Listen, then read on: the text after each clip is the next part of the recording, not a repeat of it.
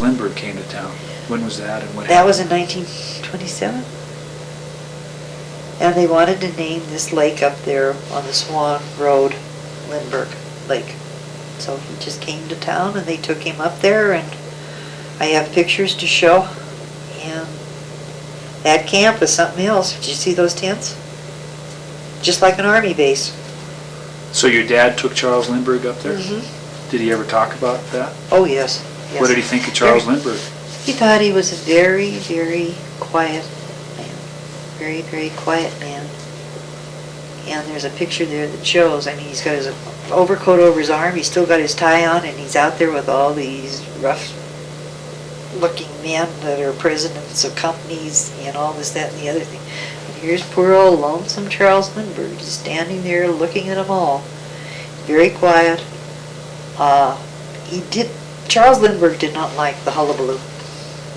He did not like the publicity. Well, who brought him here? Why was he here? Promotion stunt. By people who wanted Lindbergh to have more financial backing to make more trips.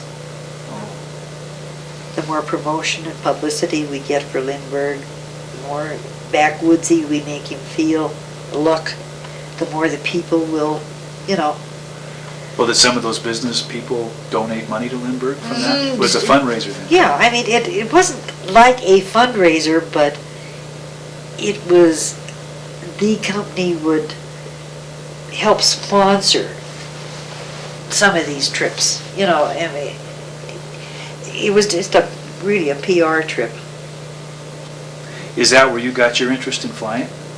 No, not really. It's just something I always wanted to do from the time I was a little itty-bitty girl. Do you remember what gave you the idea? Or? I don't know. It's just I wanted. Well, you can see I've got eagles all over the place. I just wanted to fly. So when did you start flying? 1943. How old were A you? freshman in high school. I was 15. And then when I was 16, he let me solo.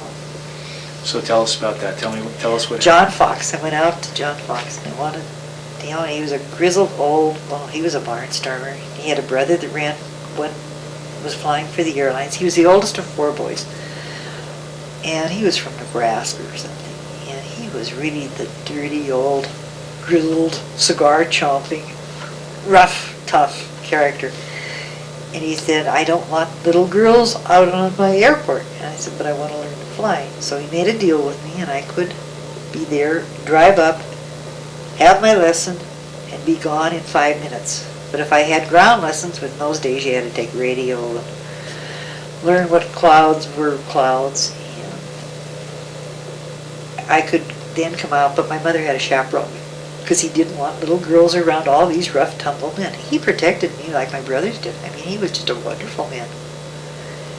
But then during the war, did you say, were you with the Civil Air Patrol? Oh. Well, anyway, it was $5 a half hour. And I was working as a cashier at the Pay and Save, as young as I was. And I used to get the extra gas stamps because I was flying. But I was also looking for the balloons that the Japanese were sending over here. And anybody that flew, you had somebody always looking around the ground. They let them go in Japan, and then the wind carried them over here, and they had all these explosives on them, and they were trying to get them over the mines. So anyway, they flew, so you get a little extra time because you were flying looking for the balloons. Now, I never spotted one from the air, and they said none landed in Montana. However, my dad called and said that the FBI office here had one, and I went up to see it up in North Maine. Did you see one? Uh-huh. Where did they say it came from? Well, it was around here someplace, but they still will not acknowledge that one got to Montana. So when did you get your pilot's license? Not per se. I just kept going and flying and flying and flying, and then finally in 47 I graduated out of high school went away to college, and I came back and I flew no more. So I didn't finish enough time, you know, a couple of 100 hours in those days. Now you can do it late. In how many? It used to be 100, 200 hours to get a, you know, this is back in the 40s, dude. Yeah. You know what the gas gauge was on a What? Piper Cub? There was a stick in the cowling. And as you used the gas, the stick in the cowling went down, and when it disappeared, you were out of gas. There were no gas gauges, no nothing. There was a compass and an RPM, and that's all you needed. Did you drive yourself out there to the lessons? So you Yes. had a driver's license? I had a driver's license when I was in 5th grade. In the 5th grade? I got a special license. How did you do that? Because in 1940, my brother Ned went off to Gonzaga, and Mother started a catering business, and she couldn't drive. So I was 12, 10, 12. Anyway. Do you remember any incidents from that catering business as the war started? Yes, I do. Oh, yeah. Oh, Lord. That was the December 7th, Pearl Harbor. In those days, my mother had a catering business. And there were a group of German people who ran the bakeries here. Brookwards, all those, the California and the Montana. They all had good American names, but they were all German bakers. So the ladies twice a month met here for their luncheon. And that afternoon, Wednesday after the 7th, Wednesday, Sunday, Monday, Tuesday, Wednesday, Saturday, 10th would be the 10th of December. She got a call that their husbands were being picked up and held because they were German. And they were all crying and screaming, and so They were here at the house? they were here at the house. And so we called my dad, and he said he would check into it, and he called the FBI, and he went over there, and he called and said, just keep the little old wives here until their husbands would be released. And they were released about 7 o'clock that night. Were they able to stay in Butte during the war? Oh, yes. I mean, everybody loved those people. They weren't German spies. But because that was the order that went out. Hey, now, I didn't know any of them personally, but we used to have Korean gardens out here. Did you know about that? No. Okay. Boy, you're dumb. God. All right, you're going to go out towards the old 9 Mile. You can either go the upper road or you can go out the old highway. All right, now, they meet like this out there. Well, all in here, there's new houses out there now, and it's real low. They were the Korean gardens. There was a whole bunch of people here, Koreans.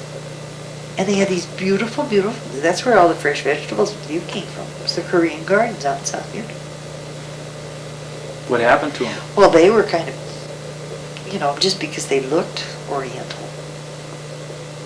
You know, people didn't know a Korean from a Chinaman from a Japanese. So they kind of had a bad time there for a couple of weeks. The older people, the kids that were going to school, well, they didn't know either.